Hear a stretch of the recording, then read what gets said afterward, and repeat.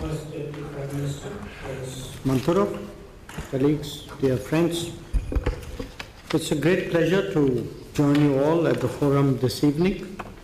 I thank the organizers for their excellent arrangements and meticulous preparations. It has been interesting listening to various policy perspectives and sectoral viewpoints from all of you. I thank all presenters and take the opportunity to share my own thoughts on India-Russia economic cooperation. We are today at a moment when our partnership is simultaneously experiencing consolidation as well as exploring new domains and opportunities. At one level, there is a solid foundation of a time-tested relationship on which we now seek to build a more contemporary cooperation. But at another, there are profound changes in our respective economies as well as the uncertainties created by the global environment. How to grow business and how to deepen cooperation are no longer simple propositions. Let me start with the big picture. In the last few years, we have experienced the impact of the COVID pandemic, of conflicts, of political and economic shifts, of new technologies, and also of trade volatility. Each was unique in itself, but together they hold some common lessons. One is the importance of dependable and steady partners. Another is the value of shorter and more secure supply chains. A third is the concern about over-dependence on a limited number of markets. A fourth are the vulnerabilities of being overexposed to a few suppliers. A fifth is the reliance on narrow connectivity and limited logistics. And perhaps most of all, the cost of insufficiently searching for new opportunities, partnerships, and domains. It is this range of concerns and challenges that our gathering seeks to address. Friends, that India and Russia have nurtured one of the steadiest relationships between major nations in current times is now widely recognized. However, that did not automatically translate into significant economic cooperation. Our trade basket remains limited. Until recently, so did our trade volume. It may have grown in recent years, but then so too has the trade deficit.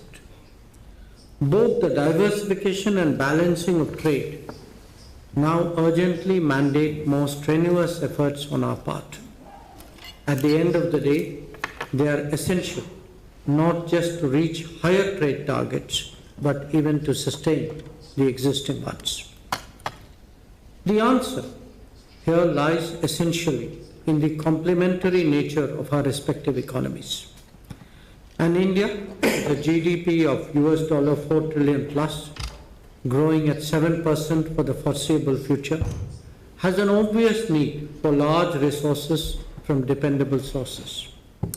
In some cases, it could be assured supply of essential products, fertilizers, chemicals, machinery being good examples. Its rapidly growing infrastructure offers business openings to enterprises with an established track record in their own country. The Make in India and other such initiatives have opened up new windows for foreign businesses. The modernization and urbanization of India generate their own demands, flowing from shifts in consumption and lifestyle. Each of these dimensions represent an invitation for Russian companies to engage more intensively with their Indian counterparts. Our endeavor is to encourage them to rise to that challenge. Let us now look at the mirror image. India is increasingly a quality producer of goods on a large scale. This can ensure an affordability and accessibility visible in fields like healthcare. The competitiveness of Indian economy is today in display in so many other domains as well. It extends from engineering and construction materials to electronics, auto components, and fashion products. When it comes to food and agriculture, we both have our particular strengths. Another area that has considerable potential is the mobility of skilled manpower. Today, we must think in terms of a global workplace and the optimization of talent. As it is reasonably evident, there is much that India and Russia can do for each other in promoting growth and accelerating development. What we seek to do as governments is to provide the guidance and create conditions for economic activities to take place. Clearly, much centers around trade, but there is growing willingness to contemplate more investments, joint ventures, and other forms of collaboration. First Deputy Prime Minister Mantoro and I are here amongst you to encourage those processes. We want to send you all a clear message that an enduring strategic partnership must have a strong and sustainable economic component. Realizing that means moving on multiple fronts. We have today concluded the terms of reference for the India-Eurasian Economic Union FTA. That will surely make a difference when concluded.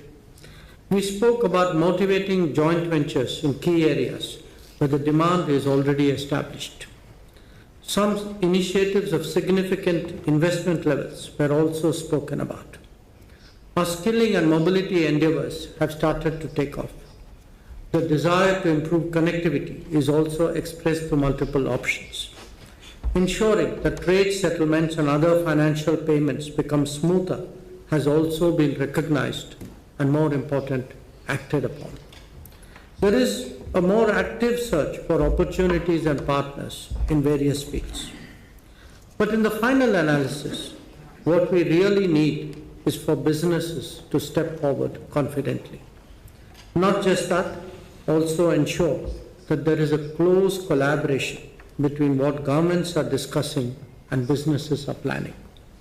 In fact, ensuring the synergy was one of our agenda points at the IRIGC official meeting earlier this evening.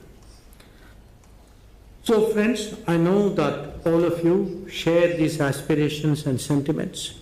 Your suggestions and experience hold great value as we seek to upgrade our economic cooperation. Let me conclude by expressing the hope that our efforts would translate into practical activities and projects so that the true potential of this long-standing relationship is fully realized and that it is on display when the annual summit takes place between our leaders at the end of this year. Thank you again. Good evening. Dobry večer.